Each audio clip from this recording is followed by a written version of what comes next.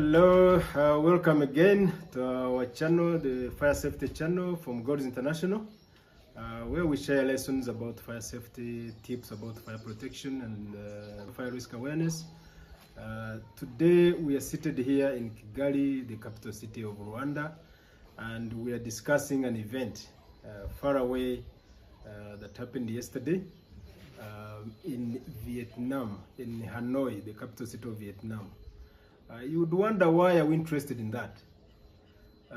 First of all, the world we have today, we live in today, is a global village. So whatever happens in one part of the world concerns another part of the world or affect another part of the world.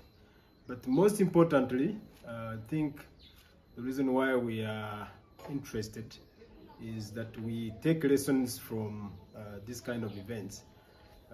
Obviously, it was a tragedy. 14 people lost their lives. And the question we have now, and the question we want to answer is, how do 14 people, 14 lives perish in a fire, in a single fire incident? What happens in between? There must be a story behind that. Theo người dân tại hiện trường, vụ cháy xảy ra vào khoảng 0 giờ 15 phút ngày 24 tháng 5. Căn nhà bị cháy có nhiều người bên trong. Ngay khi nhận được tin báo, lực lượng chữa cháy đã dám ngõ 43 Trung Kính, gây khó khăn cho công tác chữa cháy và cứu nạn hiện trường.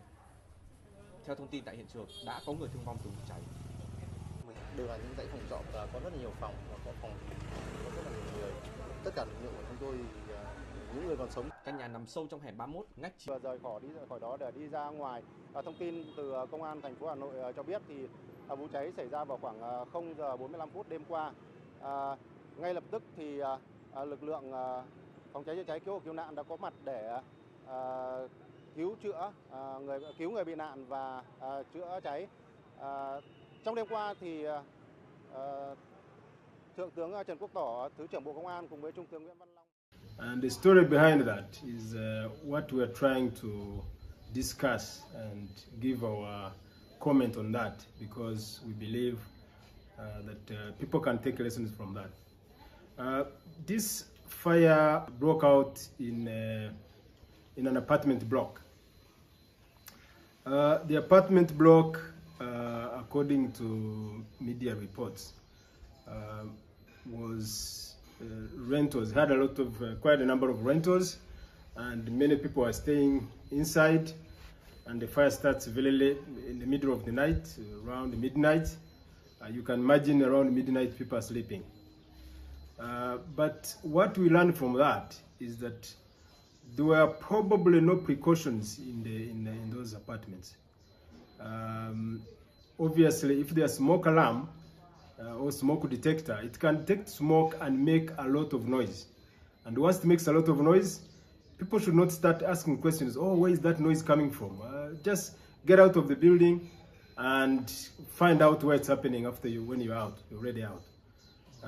But in most cases, in these apartment blocks, there is no any kind of warning mechanism. There's no any kind of warning system.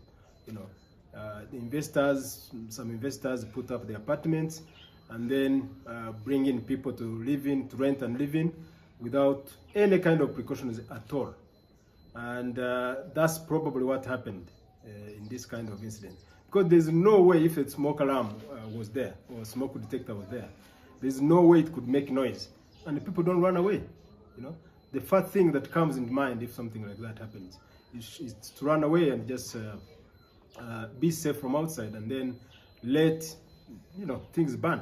Because anything else can be replaced. Buildings can be rebuilt, items can be bought, but once life is lost, life is lost. So it's very, very unfortunate that we find ourselves in a part of the world in this kind of situation. Again, another issue we want to comment on is that people die in fire incidents, but they don't actually get burnt. They don't wait to be burnt. In most cases, people are overpowered by smoke. Smoke is the main cause of death in fire incidents from experience that we have seen before. Smoke is mainly it penetrates everywhere in the building before you even know that the fire is there. And if there's no detector to alarm, to make noise, to make sure that you understand there's an incident in the building or an emergency in the building, then smoke will move around when people are sleeping, and by the time they wake up to realize that there is an emergency in the building, they're already unconscious. They're already unconscious. Smoke is hot, and when you breathe it in, it can even burn your internal organs. Smoke takes away visibility. If the building is full of smoke, then the whole place is full of darkness. And smoke also sucks out oxygen in the building, or in the room. So all that, a combination of that, is normally what knocks off people before they even burnt. So burning and anything else comes after. What tends to happen again is when an incident like this happens, people run around and in panic, and then some of them will jump over the building. If there's an apartment, you realize that some people might have jumped to their death before they even caught by fire. So in an incident like this, in a situation like this, it's not like people get burnt, just wait to be burnt. It's a combination of errors and mistakes, lack of this, lack of that, and then it leads to a tragic incident like what we have seen in the videos that we have shared from different media reports of what happened in Hanoi, in Vietnam.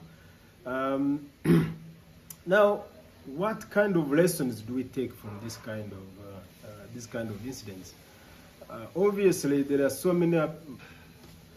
For us, like here in Rwanda, there are so many apartments mushrooming all over the place, and our lifestyles are changing. We are moving from, many people are moving from ordinary buildings into apartments, and the apartments by nature, people are crowded together in a smaller space.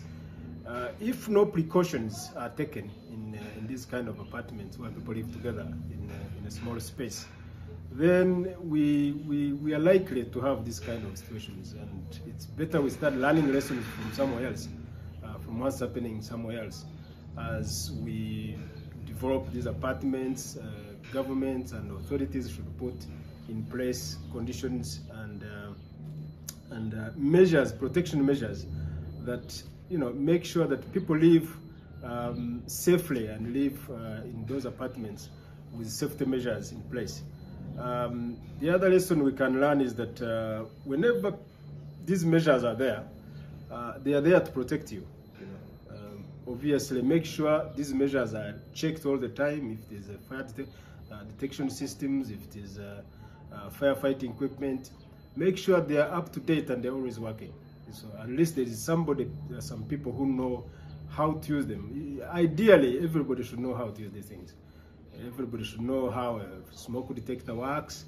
If it makes a noise, don't start asking where the noise is coming from. The first thing is to evacuate the building and get out, and then you can find out when you're outside. That's fine, but you are safe. At least you're safe.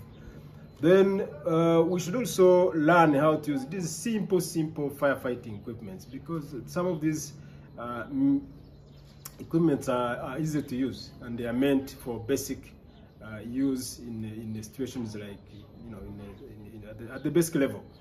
Again, you find that in most of these apartments or these buildings where people live in a small space, everything is cramped together. Storage, living quarters. It's good to regularly check and inspect and make sure that these kind of escape routes are not blocked up, so that people can live in a healthy and safe environment. So that's where our interest comes from. That's where we're interested in events happening elsewhere. And my final comment is that as we develop, as this country continues to develop, my concern is always what's happening here in Rwanda. As we develop, we should look at all aspects of our development. We don't just build, and then we don't look at safety measures as well. Because we are building this, if we are building something to last for sustainability or to benefit even our future generations, then we should make sure that safety measures are part of it. And that's where our interest comes from. That's why we were sitting here in Kigali commenting on an event that happened in Vietnam, in Hanoi, in Vietnam. News move very fast today, and yesterday morning it was all over the place, the media, what happened in Hanoi. And it's the same if it happens in Kigali. It's the same if it happens anywhere. If it happens in Kigali, people in Hanoi will be reading about it, or in other parts of the world. And it's good that we always take lessons from this kind of happenings elsewhere. So, in short, this is one of those lessons that we keep emphasizing in our communications, in our videos, that really people need to learn to live safely in their buildings, whether for business, whether for apartments, even in your own private villa. Make sure that there is some safety precautions that can save you in case of any situation, because you never know where these situations are going to come from. Today we have so many apartments where students are living, where hostels where students are living, and other people. So we really need to boost up these measures and make sure that we live in a safe environment. We thank you again for your interest, and we call upon you if you're interested. If you have ideas to share, please share them below in the comments section, and share the videos if you think there are some lessons to be delivered from these videos that we keep sharing.